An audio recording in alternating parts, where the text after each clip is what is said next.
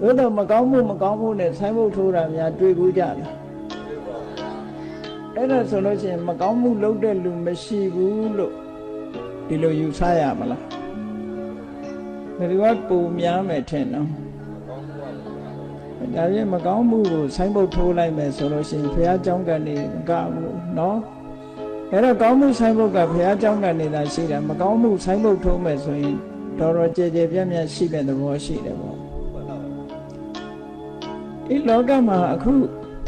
မြန်မာလူမျိုးတွေကုသိုလ်ကောင်းမှုလုပ်ပြီးတော့မိမိရဲ့ကုသိုလ်ကိုမှတ်တမ်းပြုပြီးတော့ကောင်းမှုနဲ့ဖော်ပြတယ်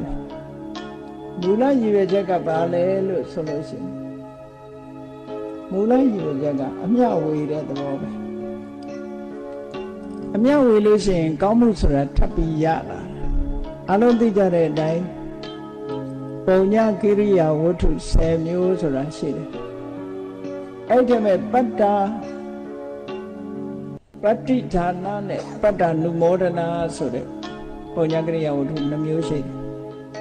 ပတ္တိဌာနဆိုတာပတ္တိဆိုတာကိုရထားတဲ့ကုသိုလ်ကောင်းမှုဒါနပေးလူတာ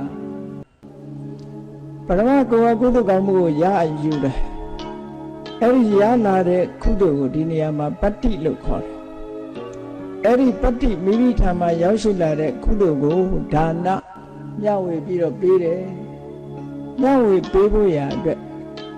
ဆိုင်ဘုတ်တွေထိုးပြီးတော့မိသားစုကောင်းမှုဆိုပြီးရှင်းတော့ကတော့ကောင်းမှုတွေရပ်မထားဘူးဗာထဲရတော့ဆိုနန္တုတာရုခေါ်စေတော်ဆိုတာလေးထည့်တယ်အခုခေတ်မှာတော့နန္တုတာရုခေါ်စေတော်သိမ့်မပါအောင်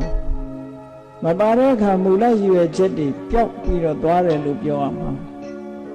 အဲ့ဒါလေးထဲမှာအမျှဝေတဲ့သဘောကပိုးထင်ရှားမယ်တဲ့ဒါကြောင့်မို့လို့ကောင်းမှုဆိုတဲ့နောက်မှာနတ္တုတာရုခေါ်စေတော်ဆိုတာလေးရေးထည့်ထားလို့ရှင်